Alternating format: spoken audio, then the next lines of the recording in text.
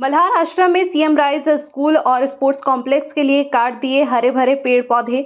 लगाने वाले दुखी, बोले यह गलत। मल्हार आश्रम में ग्रीन बेल्ट की जमीन पर काट दिए वर्षों पुराने पेड़।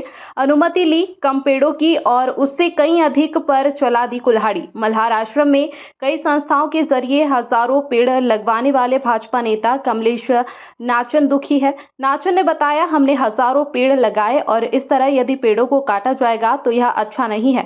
कलेक्टर आशीष सिंह ने इस मामले में जांच कराने की बात कही है।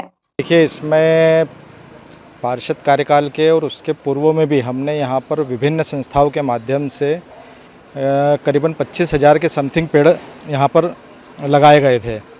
और पार्षद कार्यकाल में जैसे हमने पीछे जो 2 एकड़ की ज़मीन हमारी संस्था वाइल्ड वॉरियर को मिली थी, उसके अंतर्गत हमने 15,000 के करीब झाड़ लगाए थे।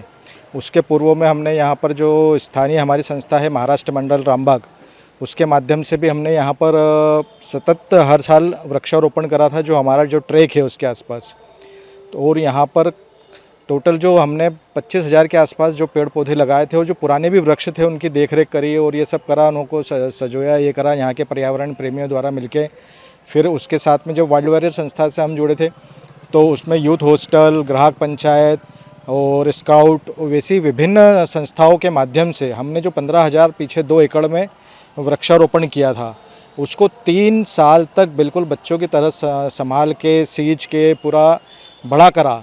और आज हमको सभी संस्थाओं को और हमें भी और यहाँ के स्थानीय लोगों को भी, जो यहाँ पर निर्दयी तरीक़ा से उस पेड़ों की कटिंग हो रही है और अभी लगभग 4,000 के आसपास पेड़ यहाँ पर कट चुके हैं और 10,000 के आसपास पेड़ों की कटने की कगार पे है। तो उसी के उपलक्ष्य में सभी संस्थाओं के द्वारा एक बड़ी मीटिंग रखी गई थी अभी विगत दिनों में, और सतत हमने महापौर जी को, मंत्री जी को और जो स्थानीय हमारे विधायक जी, पार्षद जी, सभी को हमने इससे अवगत करवाया है कि जो सीएम राइज के माध्यम से यहाँ पर ये जो अंधाधुंध पेड़ों की कटाई की जा रही है, इससे किसी न किसी तरह रोका जाए। जो इसका लैंड यूज़ चेंज किया गया है उसको चेंज करा जाए। आप देखो, विकास, हम भी कोई विकास के विरोधी नहीं हैं। शहर की मांग है, विकास होना चाहिए, पर विकास उस तरीके से होना चाहिए कि अपने जो पुराने पेड़ हैं उनको बचा के भी विकास किया जा सकता है। ऐसे बहुत सारे उदाहरण हैं, अपने शहर में भी है और पूरे भारतवर्ष में भी और विदेशों में बहुत सारे ऐसे एग्जाम्पल है कि जहाँ बड़े बड़े पेड़ों को साइड में से वो करके उसका संरक्षण करके और विकास किया गया है। तो हमारी यही मांग है कि आप विकास करिए, हम विकास के विरोधी नहीं हैं, पर कम से कम जो हमारे वृक्ष है, जो हमारे जीवनदाता है, अपने जिनकी आबो हवा, आज इतना कोरोना का कार्यकाल अपने बीच में से अभी 2-3 साल पहले ही यहाँ से गया है। उस समय देखा कि हम एक सिलेंडर के लिए, ऑक्सीजन के लिए कैसी मारामारी हुई, और जो प्राकृतिक रूप से जो ऑक्सीजन मिल रही है हम अभी उसी को नष्ट करने में लगे हुए हैं। तो मेरा करबद्ध निवेदन है सभी से कि आप जितने भी है, अब जैसे हमारे पूर्व मुख्यमंत्री शिवराज जी रोज़ एक पेड़ लगाते थे, उसके बाद में आदरणीय सुमित्रा ताई जी के माध्यम से उन्होंने भी अहिल्यासो समिति और महानगर विकास परिषद के माध्यम से सतत हर साल वृक्षारोपण करते हैं। अभी माननीय हमारे मंत्री कैलाश विजयवर्गीय जी भी 51 लाख पेड़, और उसके पहले भी उन्होंने सतत वृक्षारोपण का अभियान चलाया है।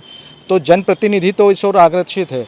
मैं इस विशेष तौर पर ध्यान आकर्षित करना चाह रहा हूँ अधिकारियों का, कि जो अधिकारी यहाँ पर आते हैं वो अपने तरीके से योजना बनाते हैं और क्रियान्वित करते हैं। तो ये जो योजना बनाना है, उसको क्रियान्वित करना, इसमें मूल रूप जो है वो अधिकारियों का है कि वो भी इसको ध्यान रखें कि इस शहर को हम कितना सुंदर और सुव्यवस्थित बना सकते हैं।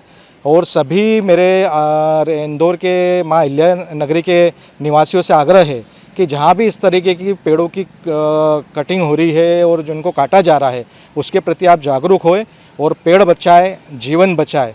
इसी शब्दों के साथ मैं अपनी आशा को विराम देता हूँ। देखिए, जो इस प्रकार की परमिशंस प्रॉपर लेके करी जाती हैं, जो बहुत ही आवश्यक हैं निर्माण के लिए, केवल और केवल उन्हीं पेड़ों को ट्रांसप्लांट किया जाता है, या अगर बहुत आवश्यकता पड़ती है तो काटने का प्रयास किया जाता है। बाकी देखिए, इतनी संख्या में तो मुझे नहीं लगता है कि पेड़ काटे गए होंगे, फिर भी इस मामले को दिखाया जाएगा।